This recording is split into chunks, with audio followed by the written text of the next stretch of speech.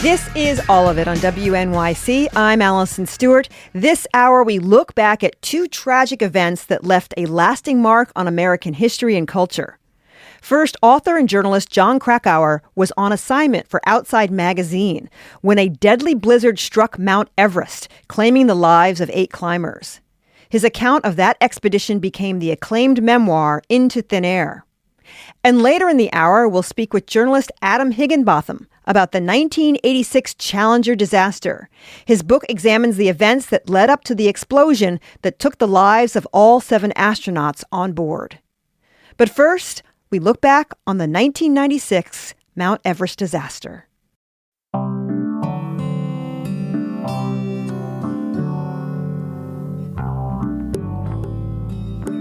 30 years ago, 8 climbers lost their lives when a devastating blizzard struck Mount Everest as they attempted to reach the summit. One of the survivors was author and journalist Jon Krakauer, who was there on assignment for Outside Magazine. He barely escaped with his life. Jon's account of the disaster, Into Thin Air, has become a contemporary classic of memoir and narrative nonfiction. He wrote the book as a warning, examining how commercialization, inexperience, and risk-taking have made climbing Everest more dangerous than ever. Yet decades later, Everest continues to draw record numbers of climbers. In a new foreword to Into Thin Air, Jon writes, "The deadly hazards I wrote about attracted novice climbers to Everest like gamblers to a slot machine." So what has changed and what has stayed the same since the 1996 Everest disaster? Jon joined me the week of the 30th anniversary back in May, and you'll hear our conversation. But this is an encore presentation, so we can't take your calls today. I began by asking him where he was in his career then and why he decided to say yes to this story. My freelance writing career was just kind of starting to be tenable, just starting to be barely above the poverty line, and I was working on Into the Wild, the book, when the call came, do you want to go to Mount Everest? And I had thought I was no longer interested in Mount Everest. I was sort of a snob. I was a serious rock climber and thought, Mount Everest, nah, too easy. But as soon as I had a chance... Wait, Mount Everest was too easy? Well, it's a long story. But no, as soon as it was actually, no, you can really do this magazine, I was like, yeah, who doesn't want to climb Mount Everest? So I was didn't have to think, I was ready to go.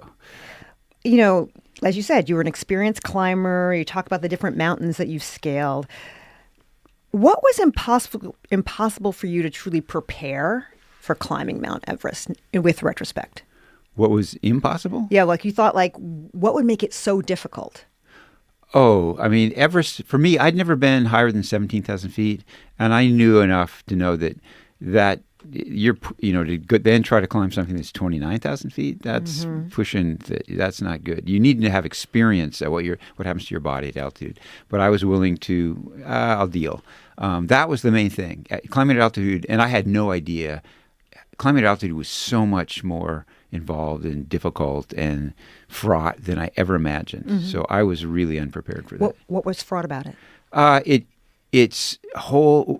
Just when you don't have oxygen, the way your brain doesn't function, the way I didn't know your body by the time you get to 17,000 feet is deteriorating slowly. The higher you go, the more it deteriorates. You can't put on weight. You can't really build muscle. I was trying to work hard to stay fit or get fitter. And what I was really doing is just getting exhausted. All that energy I was using in April, I should have been saving for May when I was going to be up on the mountain. So I was doing a lot of things wrong because I didn't know what it was like to climb at altitude.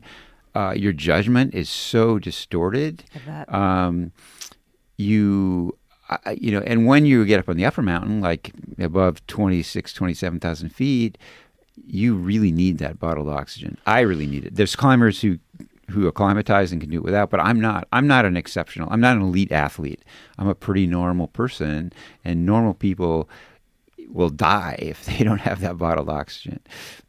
When you think back to that experience on Everest, which sense comes back to you first? The sense of sight, sound, Well, it's complicated for me because the first sense is a sense of shame and guilt for being party to that disaster. But on good days, I still remember. I remember the morning we decided to go for the summit. It had been a big windstorm. We didn't think we would get a chance. It dawned the morning, we were going to leave at 11:30, like at 10 or something. Rob Hall, our leader, said, "We're going for it." And God, it was just a beautiful night. It was like 30 below, cold, but crystal clear. I'd never seen so many stars. There was a moon out, and you could look to the south towards India, and you could see the monsoon approaching, just this wall of thunderheads, lightning shooting up into the sky in the distance. You couldn't hear any thunder, of course, but it was fantastic. It was one of the greatest days of climbing I ever had, and you're moving into territory I could scarcely imagine. And it seemed to be going really well, and to watch the sun come up, it was just incredible. I still have very vivid memories of that morning. You talk about in the introduction about how many of the details about what happened were a bit fuzzy, and you could ask 4 people what happened, and they would tell you totally different things. What factor contributed to that? People having wildly different recollections. I think the hypoxia, lack of oxygen to the brain. I mean, it affects your judgment. It affects your memory. It affects your ability to do anything remotely physically strenuous. It's hard to explain. I mean, it also, because it's not just you have this oxygen mask on, you have these goggles on. I felt like I was kind of in this spacesuit cut off from reality, and it was this weird sense of being drugged. And I'm walking along the summit ridge toward the summit. One step, 4 breaths. One step like every 30 seconds. It's really slow. And there's 8,000-foot drop to one side and 7,000 foot to the other. And we hadn't fixed ropes. So we're not tied to anybody. We're not tied to a rope. If you tripped, you would die. And so you have to keep and you're kind of in this drug state, like, wow, is this even real? Is this a screen? And you have to remind yourself it's real. And if you trip, you're going to die. So you have to keep telling yourself, stay alert, stay alert. This is for real. And it sounds stupid, but up there, if you don't remind yourself, you could easily come to grief. It also sounds like you had to be self-contained, like you almost had to just focus on yourself and not the people around you. Well, yeah, and that was partly the nature of guided climbing. Guides, you have all these clients you've never climbed with. They haven't necessarily been honest about their experience or skill. You can't trust them to take care of themselves. Guides don't tell you this. They don't tell their clients, but every guide I know, they have this joke they tell. There's only 2 things you need to know to be a successful guide. 1, the clients are trying to kill themselves. 2, the client is trying to kill you. And so the guides are very wary. Clients, they don't want them to have any agency. They don't want to make decisions on their own. You are indoctrinated from the time you get there to do what they tell you and nothing else. They are the authority. Do not take your own initiative. And that was really difficult for me. And in the end, it really complicated my feelings about.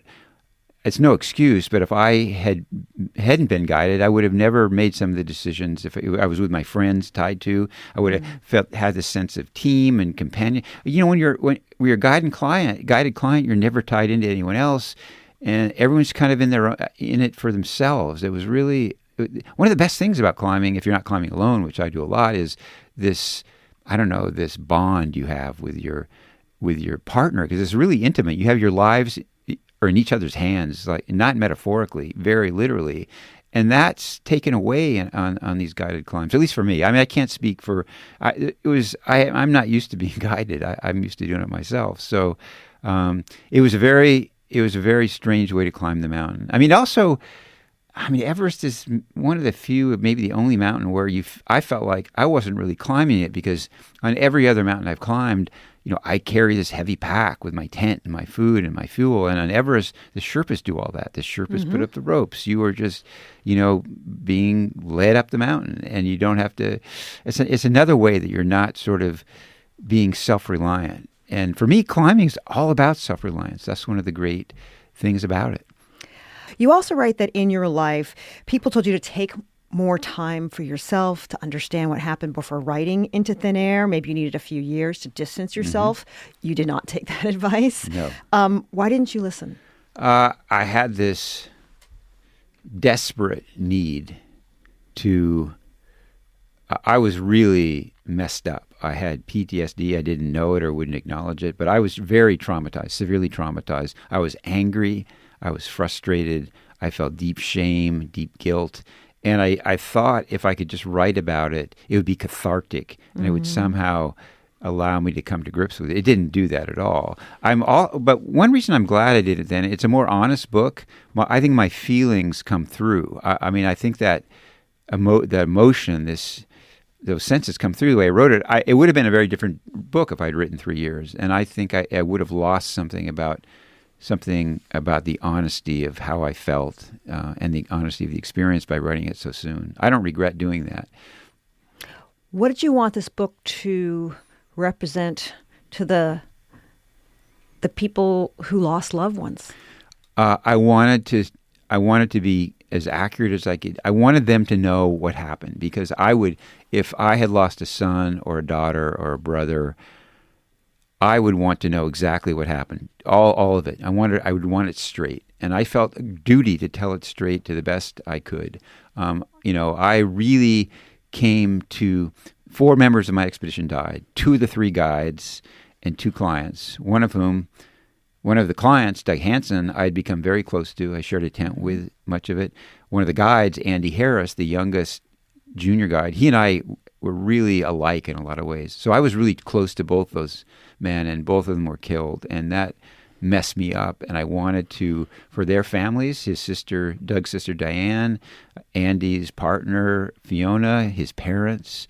And after the expedition, 2 years later, Andy Harris's parents and Doug's sister and I and my wife went back to Everest and built a memorial just below base camp for the people we lost. And that was a very powerful experience.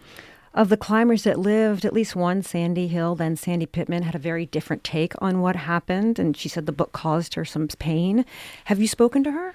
The last time I spoke with her was when I fact-checked the book, and she asked me, it was all off the record. We did check some facts. I felt sorry for her. She was villainized and humiliated. I mean, Sandy thinks, I know Sandy's upset with the book, but I don't know. I wrote it as accurate as I could. I think she takes issue. You can read her book or her talk. I don't talk to her and read my book and make up your own mind. She was a main character. She was a celebrity at Everest. She was, she was seeking attention and publicity, and it came back to bite her. I think she feels my book was responsible. What was really responsible, in my view, was the Vanity Fair piece. Did you ever see that? Oh, yes. It was really brutal. I don't know what to say. I feel bad for Sandy. She didn't deserve. She did not cause the tragedy. She was any more than any of the rest of us did. There was a cascade of small errors and bad decisions and bad luck, and when it hit critical mass, everything went to hell. But she certainly was not to blame. Let's take a call. Stuart is calling from Manhattan. Hi, Stuart. Thanks for calling All of It. Hi there. Yes. Well, I'm interested in the story. I read Into Thin Air back around the time it came out, as I recall, and I'm not a climber myself. I did climb Kilimanjaro and loved looking at stars from 19,000 feet, so I resonate with what Jon said earlier. My question is about Anatoly Bukharev, who wrote a book, a rejoinder, I believe, called The Climb. And I can't remember, it's been so long, what the central contention was and the difference of point of view that he offered. But I'd be interested in Jon's discussion of another professional who was on that climb and some of the maybe tensions or disagreements in the way the history is represented now. Yeah, Anatoly Bukharev at the time was one of the strongest, most talented high-altitude climbers in the world. He might have been the best. I praised him for that. He was a Russian who had a very different idea of guiding than Westerners do, including the leader of his expedition, Scott Fisher. Anatoly believed clients shouldn't be coddled. As he told me several times and many other people, if client cannot get to top on his own, should not be there. He didn't think he said it was doing a disservice to coddle them. So the big disagreement came with Anatoly had always climbed without oxygen. He didn't need it. He didn't use it, but he hadn't guided at altitude before. And when you're a guide, if you don't have oxygen, you can't do certain things for your clients. For one thing, you can't stand around. If your clients are going slowly, you can't slow down with them because you'll get hypothermia and frostbite, because oxygen doesn't only just provide what you need for your muscles and your heart to work. It keeps you warm. So Anatoly, he went down ahead of all his clients, and he had to, because he had decided not to use oxygen. I criticized him for that, and a lot of people said, well, how can you criticize him? He was the hero. He saved lives, and he did. He heroically risked his life to bring in 3 clients from the far side of the South Col. But, one thing that I want to make clear is Anatoly was a hero. He did that. But those clients got down to the call from the upper mountain because the junior guide, Neil Beidelman, got them there. No one realized that Neil was at least as much of a hero as Anatoly was. He risked his life at least as much.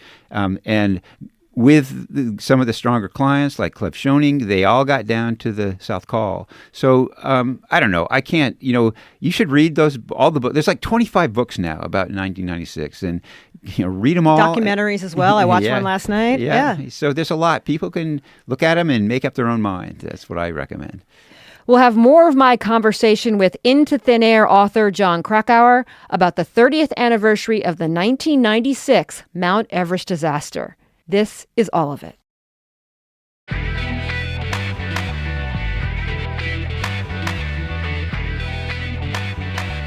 You're listening to All of It on WNYC. I'm Allison Stewart. We're back with more of my conversation with author Jon Krakauer. It's the 30th anniversary of the fatal disaster on Mount Everest that took 8 lives. It was the subject of Jon's acclaimed book, Into Thin Air, a personal account of the Mount Everest disaster. A new edition is out now with a new introduction. In this part of the conversation, I read Jon a text from a listener. The question read, can you discuss the cultural responsibility of Westerners in the context of adventure travel? Hearing about the changes on Everest over the years between Sherpas and Western climbers may be similar to surfing, diving, and other sports in many countries. Yeah, I'm having a hard time comparing it to those other sports. The impact of, when I climbed Everest, I was the 621st person to do it in 1996. Since then, over those 30 years, 13,000 people have climbed it. Right now, as we speak, 1,000 people, half clients, half Sherpa guides, are about to head for the summit. So the crowds make a huge mental impact, a huge cultural impact. The people living in that area, the Khumbu region, are mostly Sherpa, but there's some other ethnic groups too, the Rai, the Tamang. But the economy, the tourist economy is huge, and it's welcome and by those people. So on one hand, they want all those climbers and trekkers. On the other hand, there's a lot of environmental impact that is not great, especially on Everest. Everest now, things are getting better. Nepal is there's so much corruption, and the government's been so dysfunctional that when they make regulations, they're usually just ignored. But now there's new regulations about climbers on Everest have to carry out their feces, their human waste. They have to carry out a certain number of kilograms of trash. So all that's for the good. But with 1,000 people climbing it every year, it's really hard to keep up with it, to get ahead of the damage, let alone keep up with it. So yeah, there's real impacts, at least from climbing. What was your experience with the Sherpas? How were they treated when you climbed Everest? They're an indigenous group, ethnic to Nepal. Yeah, it's interesting because the first descent of Everest was made by a Sherpa, Tenzing Norgay, and Sir Edmund Hillary. And they had tremendous respect for each other. They viewed each other as equals. They made it clear that Tenzing was at least as strong a climber. So there was this equity, this equality from the start. But in the years, in the tradition of India and imperial India, there were the sahibs, the white people, and the coolies who carried the loads and did the work. And and that was always sort of misunderstood. It wasn't true. There were a lot of really strong Sherpa climbers, but so when I was there, it was sort of in a transition period. I remember our guides would refer to the Sherpas as the boys. Send the boys up the hill for more, to bring up more fuel. But there's also tremendous respect. I mean, Rob Hall went out of his way to make it easy for us to get to know the Sherpas who worked for him. We would sometimes eat dinner, some of us in their cook tent, and I made a lifelong friend with the base camp cook, Chungpa Sherpa, who has since become really involved with the Khumbu Climbing Center that we started, that Conrad Anker and Jenny Lowe started in 2004, 2005, to train Sherpas, to teach them climbing skills. So it's been they just didn't get the respect from elite climbers, and the Westerners still controlled all the guide services. That has changed completely. Right now, most of the guide services, the vast majority, are owned by Sherpas. The Sherpas who work in them, they are the most skilled guides on the mountain. The Sherpas are profiting from it. The Sherpas are also the Sherpas who own the companies are still exploiting the Sherpas who work for them. But that's better than foreigners doing it. So it's in transition. Sherpas get so much respect now, and they deserve it, which is a really good thing. This says from Christopher in Greenpoint, I love this book so much. I found one of the most powerful moments to be about the moment during the descent, still near the summit, when J.K. turned off his oxygen to save a supply, or so he thought. What happened next was chilling and frightening, and I'd love to hear his take on that moment now. Oh, it was frightening. So I was on my way down. I was just below the summit. I knew I had not taken my third bottle up with me to the summit. I thought I'd pick it up on the way down. So I thought I have just enough to make it down. So I was hurrying down. I got to the top of the most technical part, the Hillary step that you have to rappel. And as I was about to clip into the rappel line, I looked down and there were 30 people coming up a single rope. I was stuck there waiting for 90 minutes. My oxygen ran out after 10 minutes, and it was frightening. I mean, I felt like, I was suffocating. I felt like my brain had stopped working, and I had to get down. Part of the section below me, there were no ropes, and there were these a knife edge ridge with extreme. So I was terrified, and when it finally cleared, I went down slowly.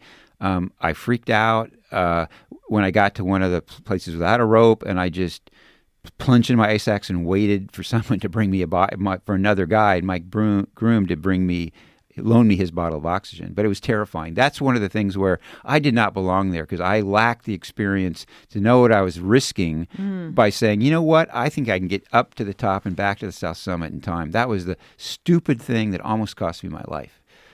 Let's talk to Steve, who's calling in from Rockland County. Steve, thank you for making the time to call all of it. You're on the air with Jon Krakauer. Well, thank you for your show, and also it's a pleasure talking to you, John. I've really enjoyed your books, etc. I grew up in Southern California, and as a kid, we used to go out to Claremont to my grandparents' house, and they lived next to somebody that had summited. It was either Hillary. It was one of the earliest summiters, but that book had always, that climb and Kilimanjaro had always been in my thoughts. And then when your book came out, I was driving up the New Jersey Turnpike, and I couldn't put it down. I had to read while I was driving. Oh, no. I don't want to hear that, by the way. Sir? Yeah, is there any police on the thing, But then recently, I climbed Kilimanjaro 2 years ago, and I'd be sitting on the mountain, and it's not a climb; it's a heavy walk. But people come by and say, "How old are you?" And I'd say, 79. They go, "What the F are you doing up here?" Thank you so much for calling in. I did want to talk to Alex in Carroll Gardens. This is an interesting question. Yeah, Alex, thank you so much for calling all of it. Hey, yeah, thanks for taking my call, and yeah, it's really exciting to talk with John. Thank you for all the writing you've done. I was wondering, kind of as a climber, I climb in the Gunks a lot, and in New York State, and a little bit around the country. But I was kind of curious how you think people's risk tolerance has changed with, not only social media but just media in general. Like we just saw Alex Honnold solo Taipei 101, which was a bit of a publicity stunt. But, we even have things like the HBO doc, The Dark Wizard, about Dean Potter that just came out. Mm-hmm. And, this thing that is a very personal pursuit has now become like a very public display. And I do wonder if you have thoughts on, even since you climbed Everest and all the mountaineering and kind of alpinism you've done, if you feel like that has maybe changed people's risk tolerance, or it's definitely it's really a good question, and it's very kind of disturbing to me, because climbing, when I started, was this countercultural thing, and taking risks was really, we valued that. The people who took the most risk with the most control, like if you were just reckless and you didn't value your life, those people were shamed. But if you gain prestige by doing the hardest climbs without a rope. And so I saw value in that. I mean, I've been highly criticized by friends, like, you're setting bad examples. And one is. I mean, I don't know how to answer that, because a lot of the climbers I knew who were doing that really hard stuff, they were they had to do it. It's what they had to do to live. That doesn't make sense unless they were tormented. It gave them purpose. It actually was good for them if they didn't get killed. That's sort of paradoxical, but that's how I saw it. I don't know. I mean, I think, unfortunately, a lot of people see Alex Honnold or see the film, The Dark Knight, and are going to do stuff that they shouldn't be doing, because they don't understand how serious those people, Alex, for instance, takes it. He has incredible control, and he's taking very calculated risks. I worry about him all the time. I know him, but I don't think he's less likely to get killed than I am, because I don't climb stuff nearly as hard, but I lack his focus, his control. So yeah, it's hard. It's a good question. When someone dies, I mean, climbing to me is one of the most glorious activities there is. But when someone dies, to have to justify it to the people who love them is impossible and really, really discouraging. And I've had to do that several times, and most climbers I know have had to do that, because we've all lost close friends. It's not something that should be taken lightly. Jon, when you came back, you open up about having PTSD. Mm-hmm. What were mental health services like 30 years ago? I don't know, because I wouldn't try them. Yeah. I mean, I was one of those people who was convinced I didn't have PTSD. If I did, it wasn't a problem. My wife would have tried to tell me very differently. And it wasn't until I went to Afghanistan for one of my other books about Pat Tillman, and came back, and I had been impressed with the sacrifices the soldiers and Marines made over there. So I hung out with them and worked on their nonprofit, and they invited me. They said, hey, you should. We have group therapy every Tuesday night. You should come. And I was like, group therapy? Why would I want group therapy? Well, because we can tell from your book you have got PTSD. I said, no, I don't. And they bugged me for a couple of years to come. And finally, I said, well, okay, if you promise to stop asking me, I'll come 3 times. Then I went for the next 7 years, and it really, really helped me. It's hard to explain how. It was kind of magical, but these were half Vietnam-era vets, half younger guys who'd been to Iraq and Afghanistan, and they knew PTSD, and they knew the importance of support and listening. And I didn't serve like all of them did, but they got to know me, and they trusted me, and they really, really helped me. I mean, yeah. I bet. It's interesting in looking at the book, and it sort of jumps out at me, a personal account of the Mount Everest disaster. When you think about it, it's a personal account. It's very much so. And I think that's important. You're right? Yeah, because, I mean, as we've talked about, at altitude, everyone's memory is different. Yeah. And so my personal account, that's my personal account. You can have your personal account. This is mine. You should remember that. This is how I experienced it. I saw it. I'm not going to say yours is wrong necessarily. So you have to understand that this is a very personal thing for me. When I got back, I was criticized by an AP, it was an AP reporter, a respected one, who said, look, you made yourself part of the story. I'm a war reporter, and we stay out of the story. We just report on what happened. I point out to him, but my book was like, I was a soldier. I was both the soldier and the reporter. So I could not report it without reporting my personal experiences. I was in the mix. I had a profound effect on the outcome. One of the sources of my shame and guilt is that I believe my presence on the mountain contributed strongly to the bad decisions made by Rob Hall and maybe Scott Fisher, because they knew a reporter was in their midst and was going to write about it. So, yeah, I don't know how I could have separated those things. That was my conversation with Into Thin Air author and journalist Jon Krakauer about the 30th anniversary of the 1996 Mount Everest disaster.